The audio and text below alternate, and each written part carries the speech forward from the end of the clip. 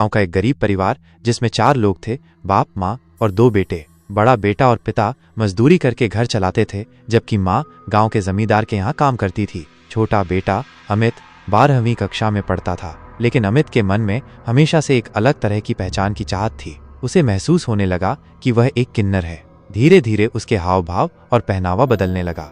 शुरू में परिवार ने इस बदलाव को नजरअंदाज किया, लेकिन जब गांव वालों ने ताने मारने शुरू किए तो घरवालों की सहन शक्ति जवाब देने लगी। पिता और बड़े भाई ने उसे समझाने की बहुत कोशिश की, पर अमित अपने सच को नहीं छोड़ना चाहता था। आखिरकार समाज के डर से पिता ने अमित को घर से निकाल दिया। घर से बेघर होने के बाद अमित किन्नरों के समूह के साथ रहने लगा और पूरी तरह किन्नर बन गया। अब वो गांव की गलियों में घूमता, नाचता गाता और लोगों से नेक मांगता। गांव के लोग उसे अजीब निगाहों से देखते, लेकिन वो अपने अस्तित्व को खुशी खुशी जी रहा था। इसी दौरान उसकी मुलाकात रवि नाम के एक युवक से हुई। रवि ने उसे अपनापन दिखाया, उसके साथ हंसी मजाक किया और धीरे धीरे अमित को प्यार में डाल दिया। अमित को लगा कि उसे सच्चा प्यार मिल गया है, लेकिन रवि के मन में कोई और ही खेल चल रहा था। कुछ महीनों तक सब कुछ ठीक चला, लेकिन जब अमित ने रवि से शादी की बात की तो रवि ने साफ इनकार कर दिया। उसने अमित को सिर्फ मजाक और टाइम पास समझा था। यह सुनकर अमित के दिल पर पहाड़ टूट पड़ा। गुस्से में अमित ने रवि को धमकी दी, अगर तूने मुझसे शादी नहीं की तो मैं पूरे गांव में तेरा सच बता दूंगा। रवि को डर था कि अगर गांव वालों को पता चल गया कि वो एक किन्नर के साथ था तो उसकी इज्जत मिट्टी में मिल जाएगी। डर और गुस्से में रवि ने अपने दोस्तों के साथ मिलकर अमित को खत्म करने की साजिश रची। एक रात 2 बजे रवि ने अमित को गांव के पुराने खंडहर में मिलने बुलाया। अमित प्यार में पागल था। उसे लगा कि शायद रवि मान गया है। वो बिना कुछ सोचे समझे वहां पहुंच गया। जैसे ही वो खंडहर में दाखिल हुआ, चारों तरफ अंधेरा था। अचानक पीछे से किसी ने उसे जोर से पकड़ लिया। इससे पहले कि वो कुछ समझ पाता, रवि और उसके दोस्तों ने उस पर हमला कर दिया। अमित चिल्लाया, गिड़गिड़ाया, लेकिन किसी ने उसकी एक न सुनी। उन्होंने निर्ममता से उसे मौत के घाट उतार दिया और उसकी लाश को उसी खंडहर में दफना दिया। कई दिनों तक कोई कुछ नहीं जान पाया, लेकिन कुछ हफ्तों बाद गांव में अजीब घटनाएं होने लगीं। रवि और उसके दोस्तों को अजीब सपने आने लगे, जिनमें अमित खून से लथपथ खड़ा रहता। रात में घरों के दरवाजे अपने आप खुल जाते, हवाएं अजीब सी सरसराहट करने लगती। धीरे धीरे गांव में डर बैठने लगा। रवि का एक दोस्त जो हत्या में शामिल था, एक रात अचानक अपने ही घर में मरा पाया गया। उसकी लाश देखकर सबके रोंगटे खड़े हो गए। उसकी आंखें बाहर निकली हुई थीं और उसकी जीभ कटी हुई थी। इसके बाद एक और दोस्त की मौत हो गई। वह कुएं में उल्टा लटका मिला, मानो किसी ने उसे अंदर खींच लिया हो। रवि अब पागल होने लगा था। उसने सबको बताया कि अमित की आत्मा वापस आ गई है, लेकिन किसी ने उसकी बातों पर भरोसा नहीं किया। अब सिर्फ रवि ही बचा था। एक रात वह घबराकर गांव से भागने लगा, लेकिन जैसे ही उसने गांव की सीमा पार करने की कोशिश की, सामने अमित की आत्मा खड़ी थी। लंबे खुले बाल, लाल जलती आंखें और खून से सना चेहरा। रवि ने भागने की कोशिश की, लेकिन उसके पैर जड़ हो गए। आत्मा धीरे धीरे उसकी तरफ बढ़ी और बोली, तूने मुझे धोखा दिया, मार डाला, अब मैं तुझे भी चैन से जीने नहीं दूंगी। रवि चीखता रहा, माफी मांगता रहा, लेकिन आत्मा ने उसे अपने लंबे नाखूनों से नोच डाला। अगले दिन रवि की लाश उसी खंडहर में मिली जहां उसने अमित को दफनाया था। उसकी आंखें बाहर निकली हुई थीं और पूरे शरीर पर गहरे नाखूनों के निशान थे। इसके बाद गांव वालों ने खंडहर को श्रापित मान लिया।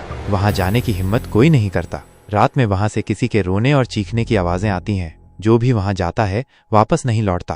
कहते हैं अमित की आत्मा अब भी वहां भटक रही है, उन लोगों की तलाश में जो किन्नरों का अपमान करते हैं और प्यार में धोखा देते हैं। अगर कभी रात के 2 बजे तुम्हें कोई आवाज दे तो पलट कर मत देखना, हो सकता है अमित तुम्हारे पीछे ही खड़ा हो। रवि की मौत के बाद गांव में हाहाकार मच गया। कुछ लोग इसे बदला मान रहे थे तो कुछ इसे एक श्राप। लेकिन सबसे ज्यादा डर उन लोगों में था जिन्होंने कभी अमित का मजाक उड़ाया था।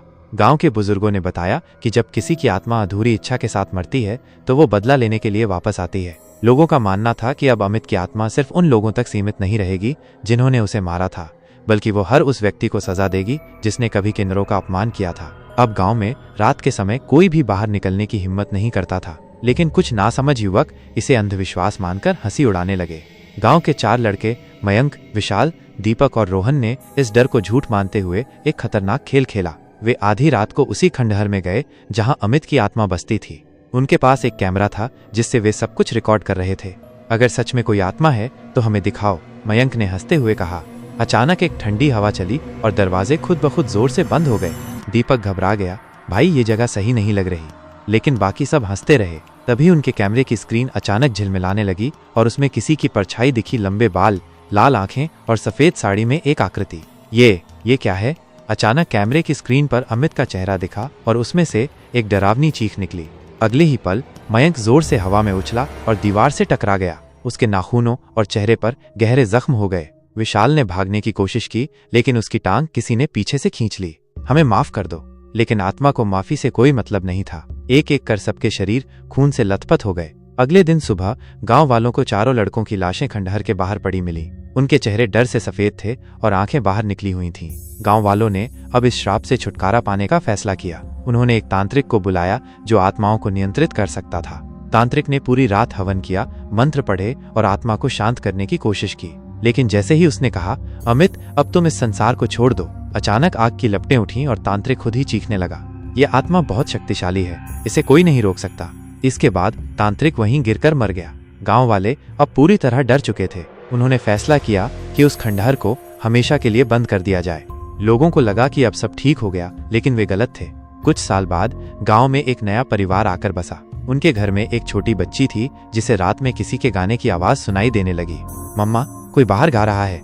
माँ ने बाहर जाकर देखा, लेकिन वहां कोई नहीं था। रात को 3 बजे जब सब सो रहे थे, बच्ची के कमरे की खिड़की धीरे धीरे खुद ब खुद खुल गई। ठंडी हवा अंदर आई और बच्ची को ऐसा लगा जैसे कोई उसके कान में फुसफुसा रहा हो। क्या तुम मेरे दोस्त बनोगे? बच्ची ने पलट कर देखा, बिल्कुल पास अमित की आत्मा खड़ी थी।